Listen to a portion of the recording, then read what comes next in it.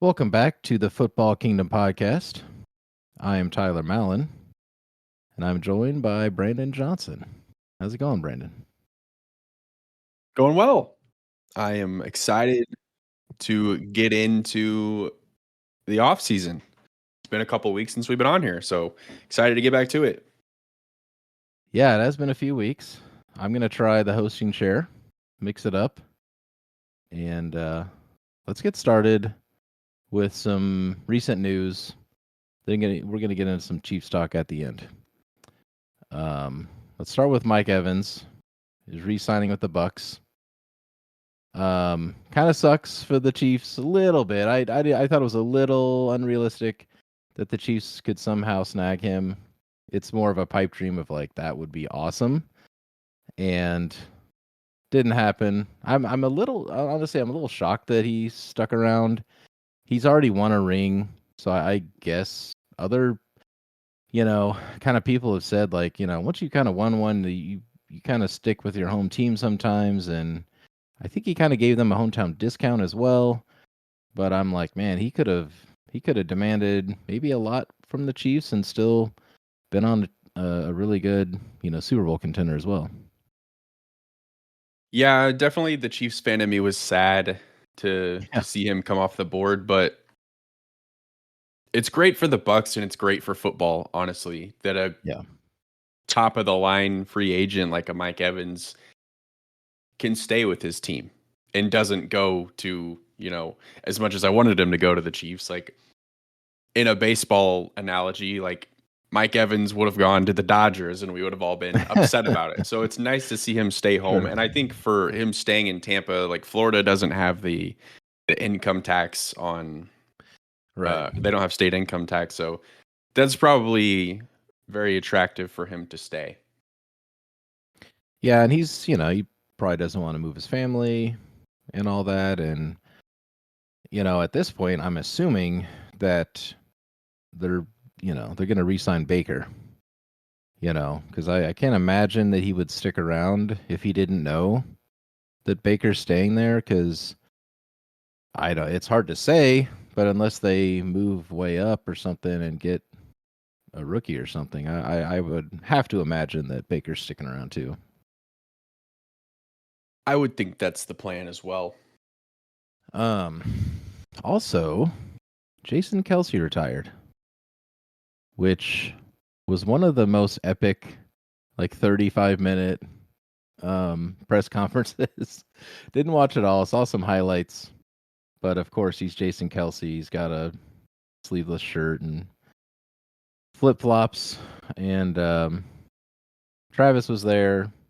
His mom and dad, very emotional. It was really cool. He said some really awesome things,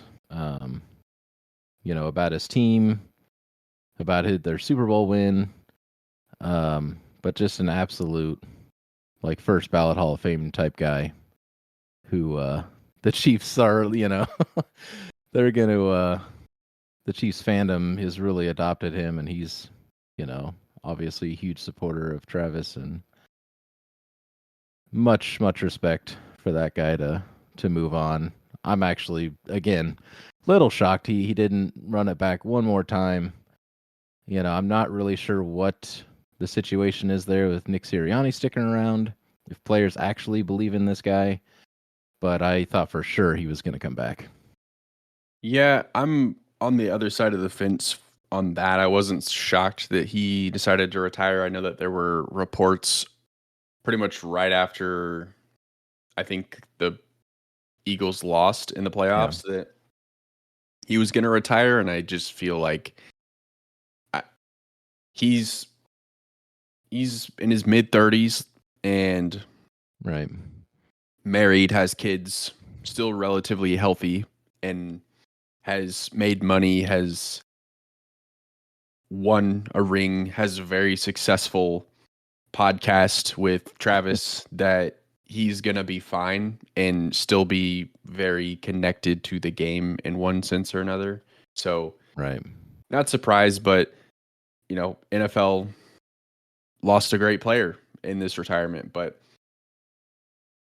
And it's crazy. Like as far as linemen go, offensive linemen, you're like, oh, if any other player retires, you're like, okay, I don't even know who that was. But like everybody knows who Jason Kelce was. Yes.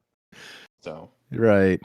Yeah, that there it is again though. Like that you win a ring and you can make, you know, a different choice than what people would generally think you would make. And I think I'm a little surprised because he really wasn't in a decline year. You know, he's still just so good.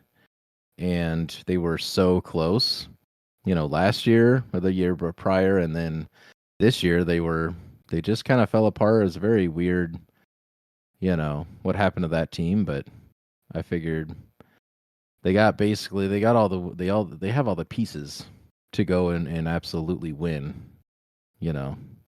So somewhat sad moment, but also pretty cool for him and Travis because guy is insane. And yeah, I think you really nailed. I think probably what makes the most sense is like he's healthy, and it's like let's get out on top. You know, probably doesn't need another ring. That probably doesn't really make as much a difference for him, and everything he's got going on really goes toward that. Um, Jumping over again, we'll go to the Broncos releasing Danger Russ Wilson. Mr. Unlimited. Unlimited. Broncos Yeah, country. That's right. that's right. Oh boy. So here we go. Russell Wilson. Uh, there's a lot to unpack here. We'll cover it a little bit, but his team tried to push him out.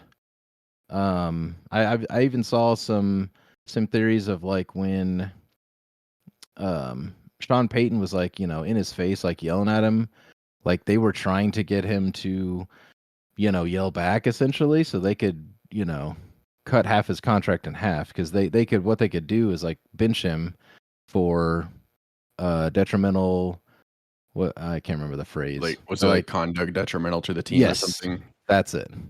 And I'm like, I don't know if I really believe that, but they also asked the dude to like remove his injury stuff and save them some money, and he's like, I ain't doing that, you know. And that's where I respect the hell out of him because he was like, I'm not going to set a precedent for other players, you know, to do that for their team. He's like, that's I know. So that I really liked hearing him. He did an interview with Brandon Marshall and talked a lot of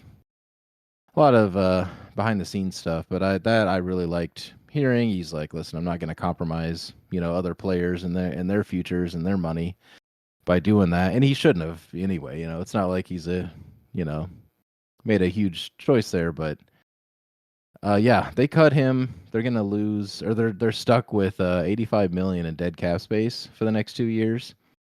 It's okay. It's I never believed in Russell Wilson going to the Broncos. I didn't think he was a threat as far as, you know, the Chiefs are concerned. You know, I don't know if, you know, I think he wasn't going to change anything, but I thought for sure it's everybody was like over, you know, analyzing like, oh, well, it's Russell Wilson and Sean Payton and all this, and I never believed in Russell Wilson.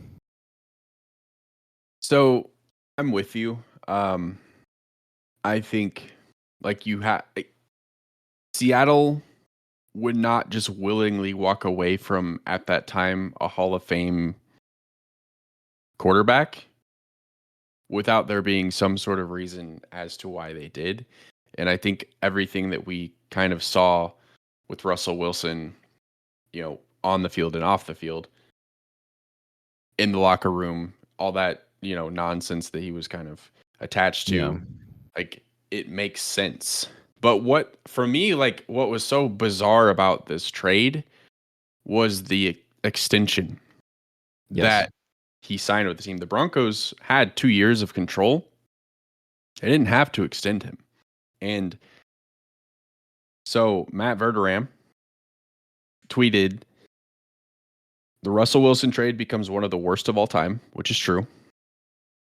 The Broncos gave Wilson a 5-year, $245 million extension. He never played a down of that contract extension. Oh, wow. And that's, part of why you're seeing the $85 million in dead cap, which is far and away like the biggest like dead cap hit. It's like Right. double. I think Matt Ryan was like 40 million or something. Hmm. But it's really bad. And now the Broncos are going to have to go and get a quarterback in this draft. And they're going to have to start over. Really bad. Which that in itself is not terrible for Sean Payton, but they're in cap hell probably. Yeah, they really set themselves up for failure. I mean, Nathaniel Hackett was a disaster, and he he basically let Russell Wilson, and this is why, I said earlier, like, I respect the hell out of him for making that type of choice, but I'm also like, Russell Wilson is just a robot of a human being to me. He's such a weird dude. I've never really liked him, I liked him on the field. He's an extremely good quarterback. But he's just a very strange guy. Like, he had his own office, and it's like, what player has their own office on a football team? It's just a very weird guy, very weird circumstance. Sean Payton obviously went in and cleaned it up, but then he had these like really weird games where he's like really good and then awful, and then they tried to cut him and all this, and or cut his contract anyway. But yeah, he'll have Russell Wilson will have people that'll want to have him on their team because he's going to be super cheap, and you're going to have teams like the Steelers, the Patriots, the Falcons, Titans. Like, there's teams that need a quarterback that could go and get a Russell Wilson on a very, very team-friendly deal just because the Broncos still owe him a lot of money. So, yeah, there's something I read today that, like, he could take league minimum and, like, the Broncos would still be on the bill for, like, all of that dead stuff. So he could still be on another team, either starting or, being a backup and helping a team out. And, like, this might motivate him to make somebody else better, if he doesn't get a starting job. So, I don't know. Broncos, good for us. Good for the Chiefs, I should say, not us. But yeah, let's move over to some not anything definitive. There's still some stuff up in the air, but there's been some talk about rule changes. I wanted to kind of throw some stuff out there that I thought was pretty interesting. There's been talk about removing the chain gang from like first downs and stuff, like measuring like with physical chains on the field, and they're calling this thing optical tracking. Not really sure how it works, but it's an interesting, it feels to me almost like a robo-ump, equivalent, where they're like tracking. I don't know if there's like a chip or if it's all camera, done. And apparently they've tested it on a couple games this year, kind of in the background. And I don't know, it looks like it sounds like it's had some success. So I don't know if we're going to see it next year or anything, but it sounds like they're going to probably run both at once at some point and then get rid of the chain gang altogether, at some point. It is surprising to me that going into the 2024 season, they still use the chains to measure first downs. Yes. Like, with all of the technology that they use, like thinking of like the next gen stats and just all of the data that's available to them, I don't understand why they're just now potentially trying to move away from that. Yeah, I agree. It's a very, I've always thought that they just like throw a little chip in there and then kind of match it up with camera angles maybe. And because, man, I can think of 2 plays this year that the Chiefs failed to convert first downs on. And if they would have just challenged the play, it was a first down. Or one of the 2 plays, and I think there was even 3 of them, where I'm like, if you challenge, you're either going to get a first down or you're like a yard closer or a yard and a half closer. Like, that's just Chiefs games, like 3 instances of plays where I'm like, this is a really like, big moment. Challenge the play. Like we're going to get a first down here, and then Yeah. they don't. And then of course, they have their short game troubles. But yeah, my point is that's the refs not placing the ball where the, the play ended. Like they Yeah. were way off. And we've seen some egregious stuff. And again, it's human error. The refs aren't perfect, but Yeah, because I almost obviously wonder. technology could help.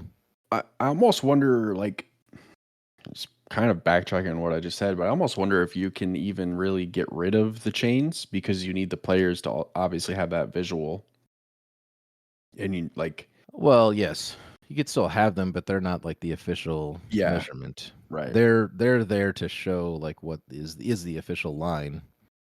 Yeah. I always thought it would be cool to, as you're watching football, like instead of it be a line, like they could show like a little, uh, almost like an opaque wall, like whenever they try to break the plane, so you could see it better, like visually. It's Oh, more of a yeah. graphics thing, but Okay. Yeah. something more for the viewer. I've always thought like, you know, they draw a line. Why not make a whole wall? When it is an end zone thing. But anyway, um, yeah, fumbling through the end zone. Don't think that's happening anytime soon. There was talks about it's it's only happened like 4 out of however many thousand plays or 100 plays in the last couple years or whatever it is, or last year, I guess. And they're like, basically, the rules committee were like, this is not a big deal. Let's move on. And that was it. Yeah, it's one of those things where it's a rule that you don't really care about unless it happens to your team, and Right. that's really what it is. Not enough, and also not enough people like hate it for them Yeah. to move it. I, yeah, it is a weird one because so many people, I think they overreact, and not in the way of like the outcome of the rule. I think people think more people are outraged than they actually are. My thing is, it's a weird rule to like completely lose the possession on such like a, you know, like a almost a random event where you're like, well, the ball, it's a football, like that's what's it's exciting. The ball can bounce in any direction. What the rules committee was saying is like, hey, protect the offense needs to protect the ball better. That's what it comes down to. We move on basically. So Yeah. um, yeah, they're looking at the hip drop tackle. We talked about that. A couple people got hurt on that. It does look like they're actually looking into this, but they're trying to word it correctly, like how to actually enforce it and how to name it. But that one, it does sound like that one is actually getting some serious consideration uh, to actually get an actual rule in place. Yeah, I would think out of everything on the list that the competition committee is looking at, the hip drop tackle, either banning it or changing some sort of rules and regulations surrounding the hip drop tackle, I think that would be the one that we see a change heading into next year. Yeah, yeah. There was a couple primetime games that I watched where it was an obvious like two people. I think it was even the Eagles. Yeah, I think there was like it was an Eagles game, and Jalen even he got hurt for like a play or something, and it was a hip drop. Like one of his other guys had gotten hurt earlier in the game, Yep. and I think I think it was a tight end got. He was Mark Andrews. Maybe that was how he got injured. I don't remember, but anyway, they're looking at that. The other big thing is kickoff and onside kicks. Some pretty weird stuff going on, but apparently kickoffs are super boring. And I don't know. I think it's fine. I think it's football. I don't think, from what I'm hearing, it doesn't sound like they want to keep, the kickoffs and field goals and everything in the game. It's a part of football, but there's some weird stuff with, just the normal kickoffs of like, I think what they're trying to do is have more returns. They're trying to incentivize returns is exactly what they're Yes. doing. Right. So they're saying like they could start on the 40, kick it off from the 40, and the other team would be on their 35. And then if it's a touchback, then the receiving team starts the ball on the 35-yard line. So you're basically like, don't kick it out of the back of the end zone every time, because that's all that we do anyway. If you do that, the other team's getting on the 35. So kick it in bounds, make it returnable, basically, is what they're saying. And then we go from there, which I don't necessarily hate. So what I think they could do to incentivize returns is like, that is one of them. Like, okay, stop kicking the ball through the uprights if you're the kicker. Yeah. And let Way them, best. and if that's how the touchback happens, yeah, put it on the 30 or 35. But Right. or you could make it returnable, get good at kicking it to the back of the end zone, and if the player kneels for a touchback, they get the ball at the 20. Okay.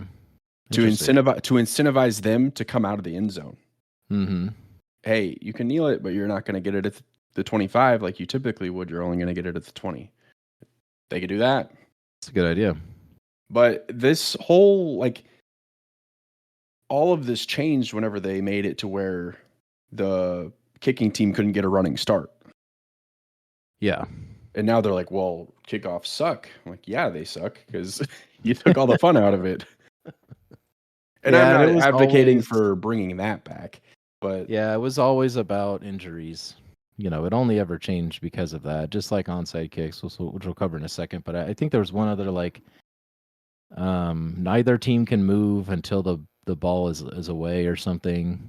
I think that was one other stipulation. But again, I think we'll know about this stuff in either a few weeks or a few months. But there's pretty interesting stuff. The other thing was the onside kicks. Because they're like so unsuccessful, there's just some weird stuff of like, you could do onside kick normally. I don't think that's going to change, but if you're trailing in the fourth quarter, there could be like a new formation where it's like one side of the field has 6 versus 4. It's some sort of weird formation like that. So it's better, it's more easily recoverable. I don't know what I think about that. I'd have to see that in play. There's talks of like XFL rules about kickoffs and stuff. And again, this is all early stuff, but I don't know. That's some pretty weird stuff that they're talking yeah, about. I mean, I'm all for them trying to make it to where onside kicks can have a little bit of a higher success rate, because right now they just aren't, based off of how you are required to line up. So yeah, I think they should do something with it, and I hope that we see some sort of change with that, and with kickoffs in general, honestly. So good, interesting Yeah, stuff that they're looking at.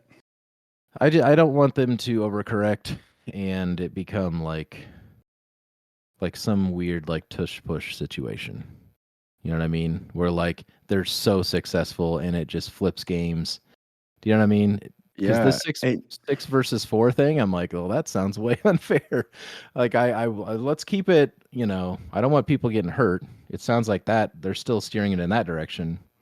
And it could be pretty exciting, but I'm hesitant to be like, I don't want it to be a huge overcorrection either. Yeah, it's so funny that you mentioned the tush push, because I mean, Yeah. last year we thought like this was going to be the talk of the town for the competition committee, but then we learned like the Eagles are the only player or the only team that really seemingly had a lot of success with it. So Right. they're not even talking about it now. They're like, well, it must not be No. that great. So Yeah, I think it was brought up, but there wasn't, hardly any direct injuries related to it. Because there was talk of like, well, they could go super low and their head first and all this, but there wasn't any, stats to back up like, oh, it's dangerous over other plays. yeah, You my know, my so beef with it was that it was boring. yeah. Like, it's lame. Well, it's a rugby play. It's not necessarily an NFL play.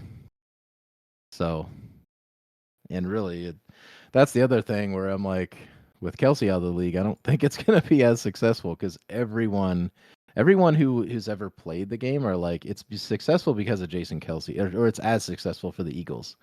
Like it's because of him most of the time. So I don't know.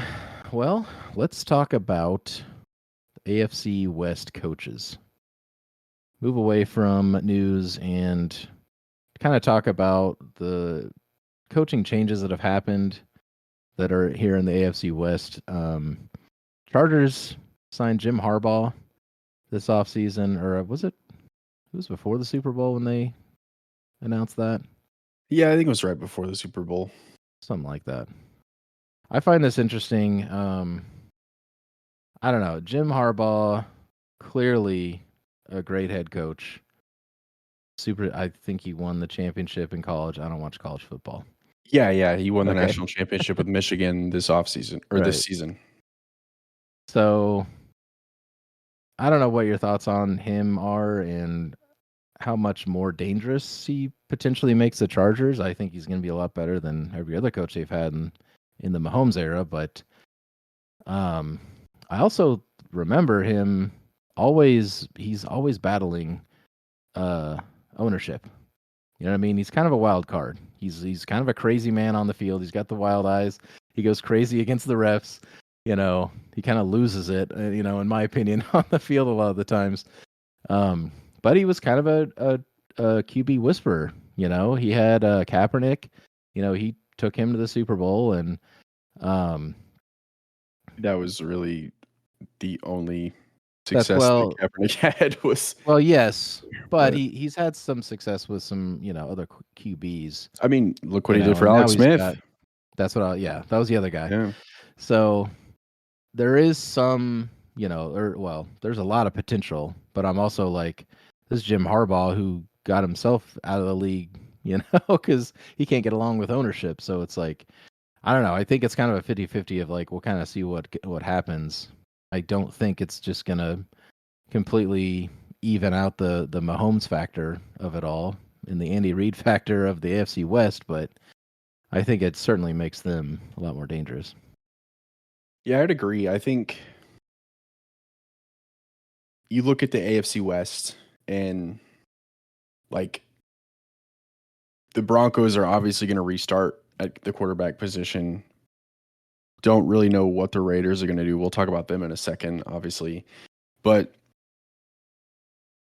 everybody's talked about like, oh, Justin Herbert is so great. He's so talented. And I believe that, but like he doesn't have the resume to back that up. And for me to feel like he can be a real threat against Mahomes, and I think a lot of that probably had to do with the coaching that was around him. Right. It's pretty well documented how I felt about Brandon Staley all season long. I'm pretty sure I opened to the first episode of our podcast with like, I don't think this guy's going to be here because he's a doofus. But bringing in Jim Harbaugh, who is, as you said, a proven winner everywhere he's gone, like the Chargers just have to be better. Now, do I think that means that they're just going to like take over the AFC West and the Chiefs are going to have to play second fiddle? I don't. But I do feel as though, maybe the Chargers will be a lot more interesting and we'll have to be like, oh, the Chargers are chasing us a little bit. We got to make sure that we stay ahead of them. Because really all the Chargers have been to the Chiefs in the Justin Herbert era is they give the Chiefs everything they have for 2 games a season, and then they're bad for the other 14 games that they play or 15 games that they play. So Can Jim Harbaugh make the Chargers good for an entire year rather than just against the Chiefs? That would be what's interesting to me. And I think that he can. I think that he'll bring stability to that franchise and make the AFC West more competitive and honestly more fun to watch. And yeah, that's a really good point because, I think he probably will, because that is what I was going to say is the Chargers, they've always given the Chiefs really good games, and that's what most teams do against the defending champions. You get everybody's best shot. The Chargers especially, they've always been kind of instant classic games, and they're not undefeated. against the Chargers. But yeah, and I think you made a really good point there. Like that could be the difference of like, that he in that sense, in that point of like against the Chiefs, he could be the X factor that gets him just a little bit over the hump, and then to beat Mahomes and the Chiefs, and then the rest of the season, yeah, he probably does makes him a little more successful just overall. So let's move on to the Raiders. They hired their interim head coach, Antonio Pierce. I don't know. I don't know where to start with this. There's so many ways to go. But they fired Josh McDaniels, who kind of a goofball. Like he lost the team. We kind of already went over this stuff, or maybe I don't know. Maybe we didn't. I don't know. But I never really liked that guy. He gives off a weird vibe, especially with all the team that he was gonna head coach for the Colts or whatever. Went back to the Patriots. Yeah, he walked away from it, and he was already a failed head coach before that in Denver. So. Right, just a weirdo. But Antonio Pierce takes over.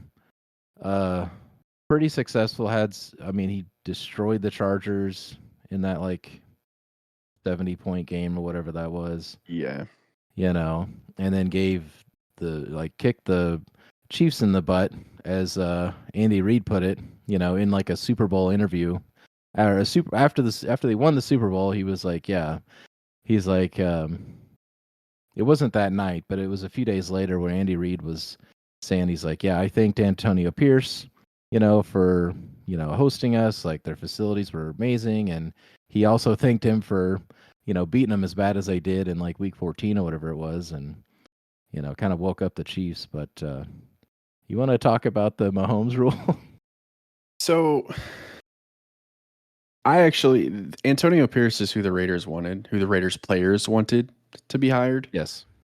So it'll be interesting, but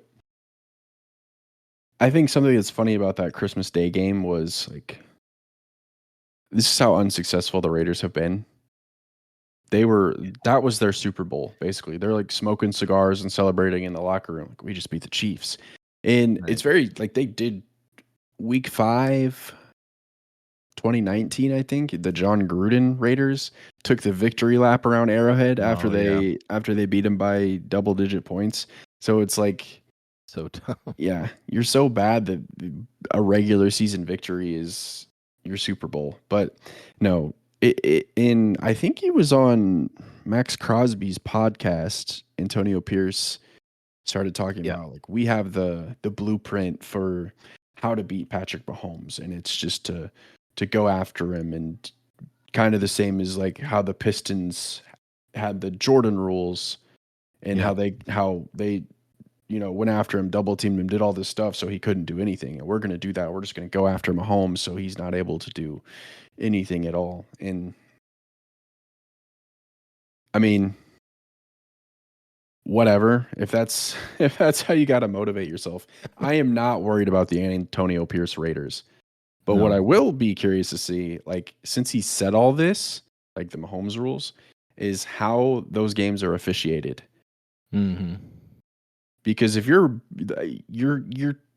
talking just short of bounty gate type of stuff, right? Which is my concern. And he did. I thought about that too.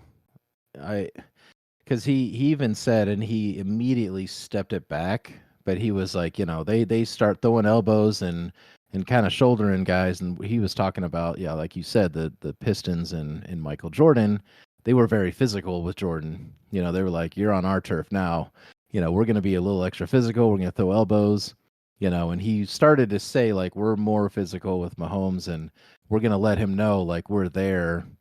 But then he immediately was like, he didn't continue that, where he's like, we're going to rip your head off, like do all the violent stuff, which he would probably get fined for, I would assume. But yeah, I'm not as concerned. I thought about that, but I don't know. I think they played a very clean game, this year. And they completely out physicaled the Chiefs, and it was a complete embarrassment. Like the offensive line was completely dominated, by the Raiders, and Mahomes and company could not do anything, quite honestly. But yeah, I think it's interesting that they might cross the line. I don't know. I think it would go against them, especially the way the Chiefs made other teams make those type of mistakes, and those type of penalties cost them pretty heavily. But as long as they're not hurting anybody, we'll see. I was gonna say, I don't think he's the right choice. I don't think he's that scary as a head coach necessarily, but because they kind of had some rough games with him as well, or a game or two. But I heard that Max Crosby was like, if we don't hire him as our head coach, I want to be traded. That to me rubbed me the wrong way. I took that and I'm like, that sounds very immature, and I'm like, I don't think, and I don't know why. It's just, to me, I thought Antonio Pierce isn't the guy. That for whatever reason, it should give me the opposite effect, but I'm like, I don't think this is the team. I don't think Antonio Pierce is going to be that great, and that's a really weird thing to stand on. Hiring a coach that your players want, yeah, I feel like is always dicey. It's dicey because you kind of like, you don't want the players to be able to like run the locker room. You know what I mean? Like, it's a players league, obviously, but like you want the head coach to be the leader, the authority figure in the clubhouse. And I feel like handpicking a guy that your players want, it just, I don't know. It just seems like something that's not going to end well. But there's also a part of me that feels like the Raiders are trying to correct a mistake that they made, because whenever they let John Gruden go, they had Rick Bisaccia, who was their interim head coach and actually led them to the playoffs. And then they didn't hire him. Now, whether that would have, I can't really say whether or not Bisaccia would have been a good head coach. I don't know that much about him, but it just felt like, how do you not at least give a guy a flyer? And after bringing a team that was kind of a disaster into the playoffs, how do you not hire him? That doesn't make sense. Oh, because we're trying to do some sort of New England Patriots nonsense, and we're going to bring in Josh McDaniels. Oh, and we're going to bring in Jimmy Garoppolo. Yeah. And there was talk of Tom Brady back then. Try to get Tom Brady, yeah. Yeah. So I think this is like, okay, we messed up on the last hire, and this guy can be good for us. He can bring some stability to our team, maybe reset the culture that the Las Vegas Raiders desperately need. And like, for me, like, I think more important than anything, that's like, obviously winning at the end of the day is what you want. But like, if somebody can come in and get like a good culture for that clubhouse, like, because there's been so many problems, players come in and out of there with like Chandler Jones, Henry Ruggs, is that his name? There's so many players that have come in, and like Antonio Brown with his freaking blistered feet. That was, yeah. A little bit of a mess of a franchise is all I'm saying. And I think having somebody come in that could just be like a stable voice and a leader will go a long way for them. Yeah, and they're like a lot of teams. There's a lot of teams that they don't have any stability. They've been running through either quarterbacks or coaches or ownership, and you can't do that. Like, you have to have, I mean, obviously you have to have the right people, which is, the hardest part to do, but something we should get in. This might be a topic for another off-season show, but yeah, we should kind of talk about like how fast the turnover is for coaches. Because I know you have a lot to say about that, because I think that might be a lot of these teams' problems. They kind of have a bad culture, and then They don't get the right people in there to kind of fix it. So, let's move on to the Chiefs. Both the Royals and the Chiefs are trying to get a vote passed. Brandon knows a heck of a lot more about this stuff than I do, because it has to do with both of the teams and some tax exemptions or some add-ons and stuff like that for either moving the stadium for the Royals and getting some tax dollars, some public tax dollars for some renovations for Arrowhead. It's pretty much a done deal. I mean, 100% the Royals are moving. Where, that's going to happen, who knows? But they've got all sorts of, just how old that Kaufman is. They 100% have to move. They're trying to get a downtown stadium. Check out Brandon's baseball. This is baseball podcast for all that stuff. He's covering a lot of that. But yeah, the Chiefs did a press conference, and the parking lot looks nice. That's about it. The rest of the renovations do not inspire confidence and leave a lot to be desired, quite honestly. I don't really see how it would motivate anybody to vote yes for this thing, but you want to take over here? So, yeah, I have a lot to say about this. And as Tyler said, I have been covering this on my podcast. This is baseball, not a plug, but that's just where it's all been going on. And so it's a plug. Go listen. A lot of the Royals and the Chiefs are kind of married together. Hey, we're going to commit to Jackson County if you guys vote yes to extend the 3/8 cents sales tax on April 2nd. And there's been controversy about where the Royals have decided that they want to put their stadium. They want to put it in the Crossroads, basically directly across the street from T-Mobile Center. I personally think it's an amazing spot. I love the rendering and everything about it. Yes. I understand that there's concerns about businesses in that area losing their buildings and their spots. I get that, and that stinks.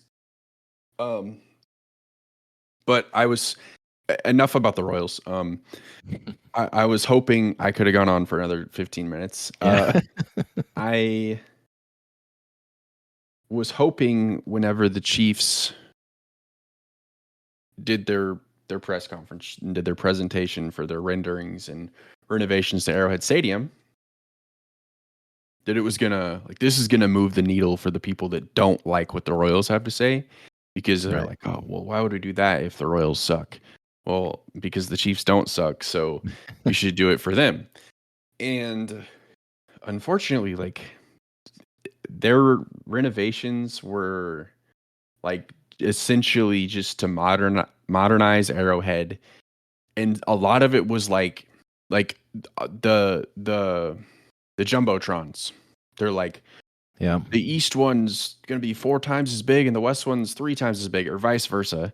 And I'm like, that's great, Mark Donovan, but you should have done that 15 years ago. This shouldn't be part of your renovations. That should have just been something that you did. You know that you have an outdated video board and sound system. That shouldn't be part of this. That should have been done. And also, the biggest kind of takeaways for me were, this is going to be an $800 million project, and the Chiefs were only going to cover $300 million. They weren't even going to cover half of it.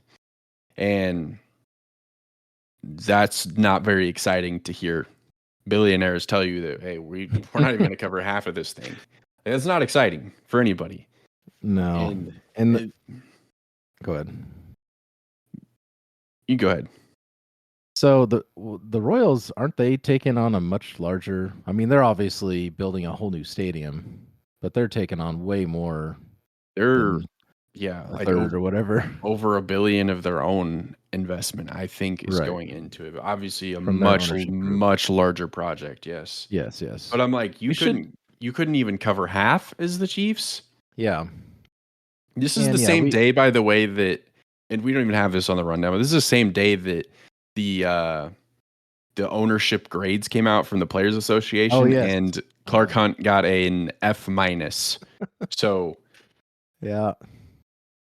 Yeah. um, Well, let's get into that in just a second. I don't have a lot of notes on that, but um we should say that the Chiefs and the Royals stadiums are right next to each other. For anybody listening to this who isn't a Kansas Cityan, they're in the same parking lot. It's a very weird setup. I don't know if any other teams are like that at all in the um, States or whatever, but there are some, yeah. okay. Yeah, I always thought it was a weird, even as a kid, I'm like, oh, that's so cool. They're right there. But yeah, obviously Kaufman would be tore down and they would get so much more space.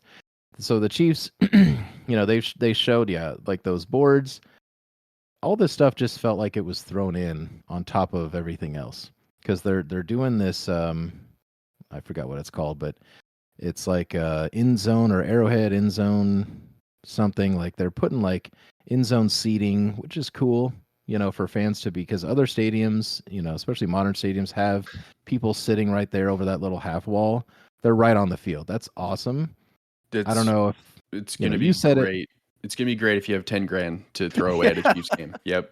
Yeah, you said it. You're like, I don't think I'll ever afford that, but I think it's awesome for people to be right there and for Chiefs to interact with fans right there. Like that's kind of cool on the field. But past that, they're putting some like like a stage, like a concert stage out in the parking lot for parties and stuff. And I'm like, that's it. It, It's like these.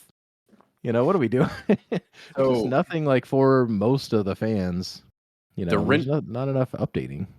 the renderings of the like tailgating section sitting where Kaufman is, Yeah. that's not even what lost me. What lost me was Mark Donovan was questioned about it. And Mark Donovan is the president of the Chiefs. Uh he they were asked, well, what about, like, I don't see any sort of like development around the area. Why aren't you doing that? And he straight up was like, it's not worth it. This area is not worth developing to us. And Right. which is like, you did not read your PR notes for that one, because Yeah. he should have said something as simple as, right now that's not something that we're looking at, but it's something that we could potentially do in the future. It's just not something we're trying to do right now. And it would have been like, oh, okay. Even if he was like lying to their faces, it would have been better than, nah, this It's what place they sucks. normally do. We're not going to develop that. This place sucks. Because that's basically what he said. But no, Yeah. it's just a glorified, like, and I know that's what renovations are, but it's just a modernization of the stadium. Right. It's, hey, our concourses are going to be able to go 360. You can walk all the way around them without getting to one and having to turn all the way around. They're going to cover the Yeah. concourses, which is great. But there's some good things. It's just like when you had high expectations for what they were going to present, it was like it fell flat for me. But and you don't have to tell me, like, I'm not trying to get you guys to vote any type of way. I'm a big yes on April 2nd for all of this, but we'll see. Yeah. Yeah. No, that kind of told me like, yeah, they're um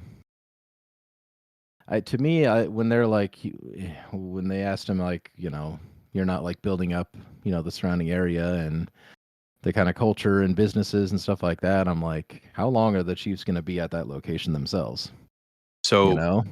So, I was talking to somebody about that today, and I'm like, well, these renovations, what do they get? Another 15, 20 years out of the stadium? And then 20 years from now, they're like, hey, we're ready to build a dome. Like, right.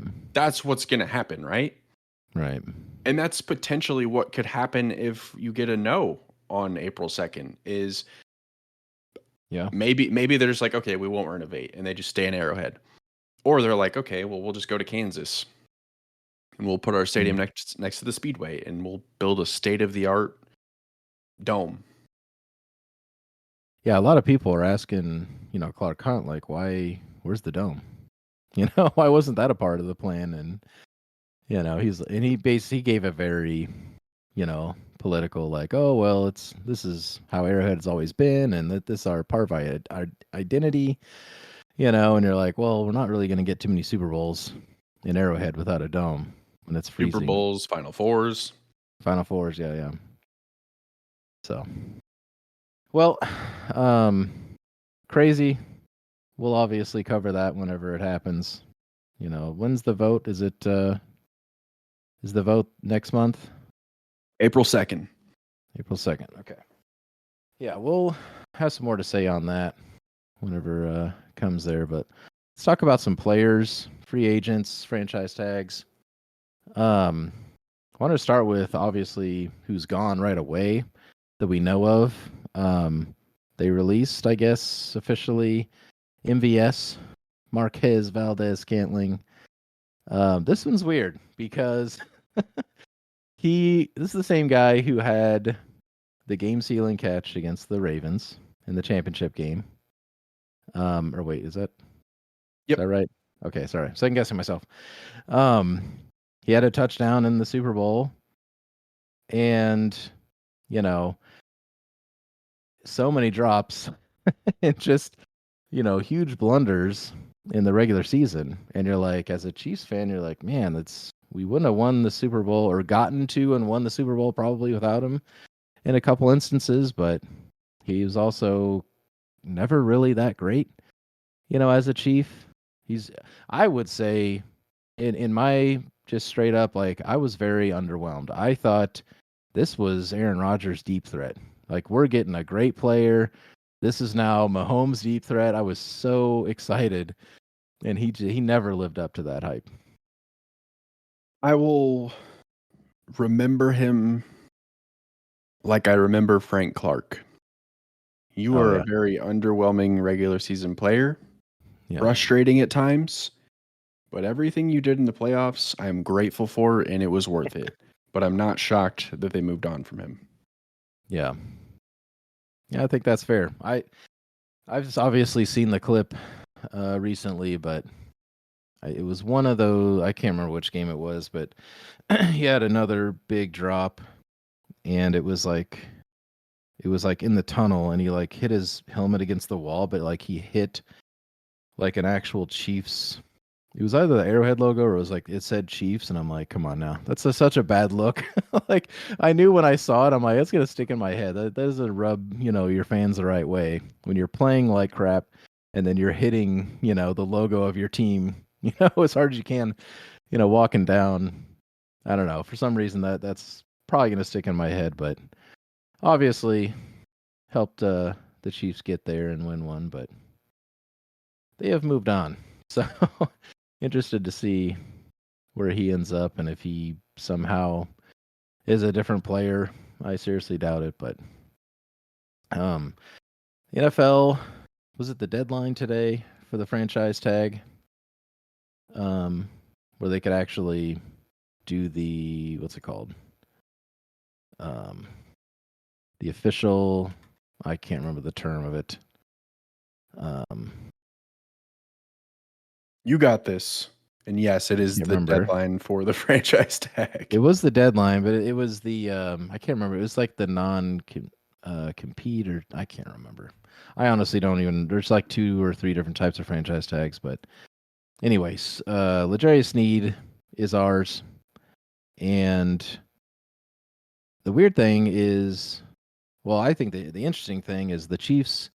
They tagged him actually a while ago. Like, they announced this like a week or 2 ago. And then they immediately were like, you can go ahead and seek a trade. It's like, we're going to tag you.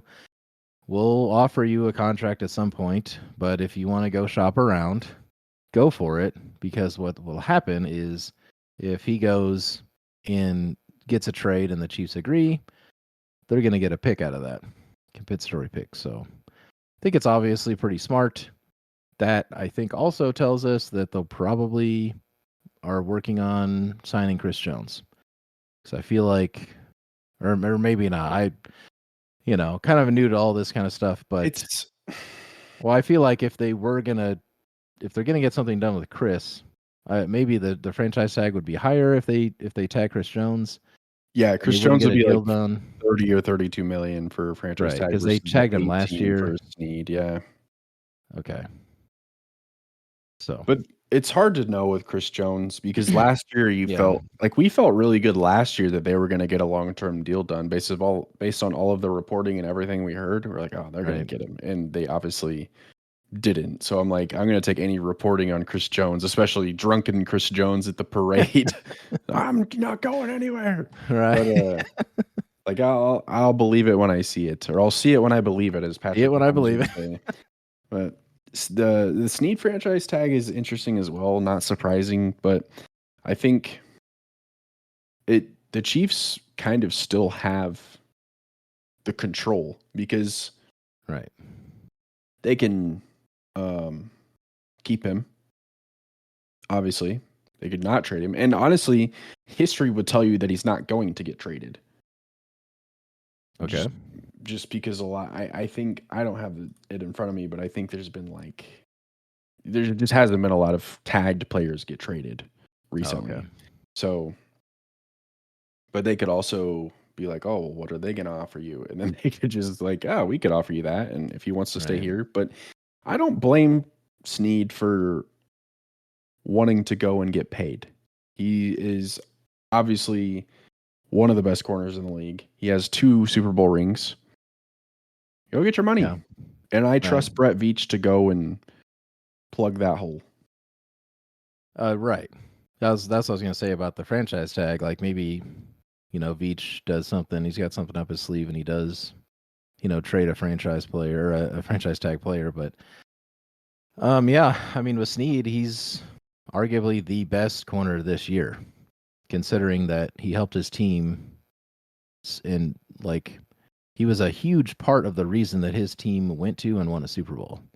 Okay, so that alone, he's already just play by play, game by game. He's just one of the better corners, right now. And then for him to be that successful, I can't imagine that he wouldn't get a huge payday. So be interesting to see like what actually happens here.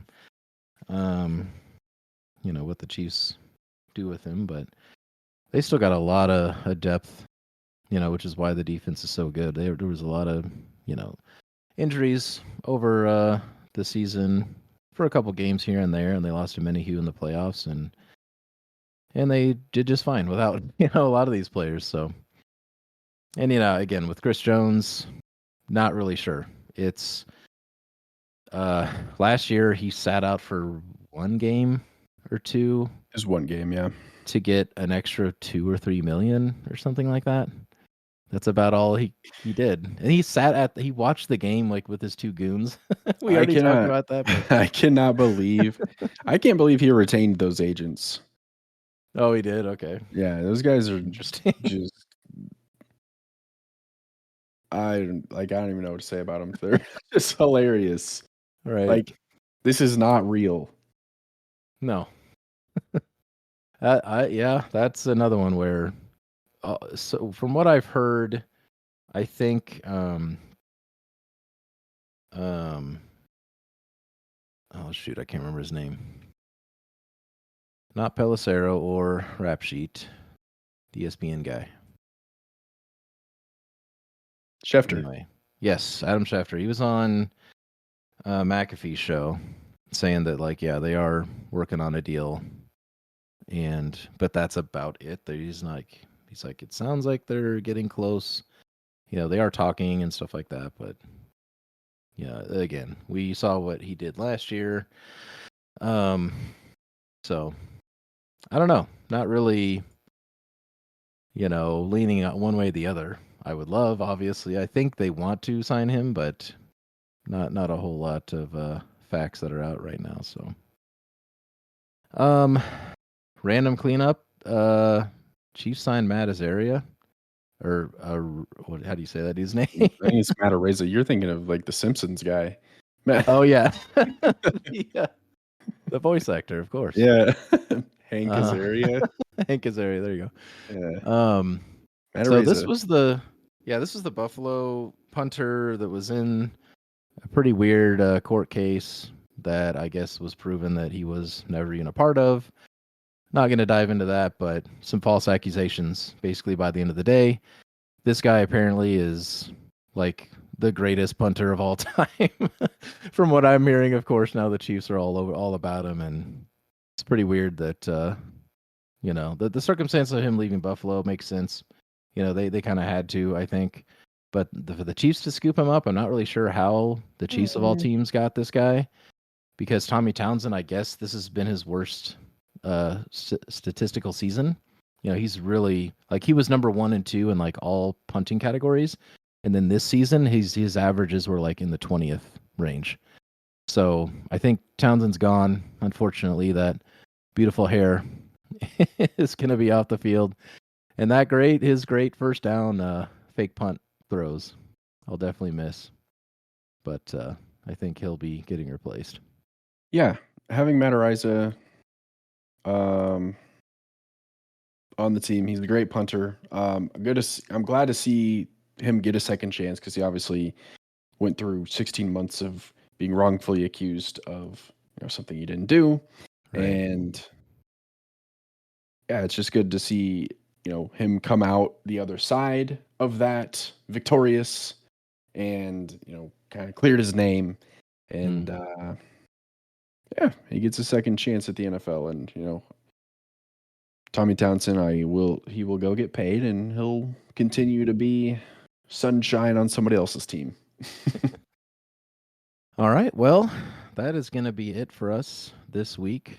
Yeah, again, we're doing every other week at this point. We'll keep you up to date on any maybe surprise episodes. We got weird breaking news. Maybe we'll jump on real quick if Chris Jones gets signed, or something like that, or if there's a huge chunk of players. Don't know when we'll start hearing about that, but yeah, definitely hear from us. If not, yeah, we'll be back in 2 weeks, and yeah, go check out the Merge Feast, the other podcast on our network. It's awesome. Survivor. It's Brandon and 2 of his friends. If you're into Survivor, check it out. If not, start watching Survivor. Listen to this podcast. It's great. And we'll see you next week.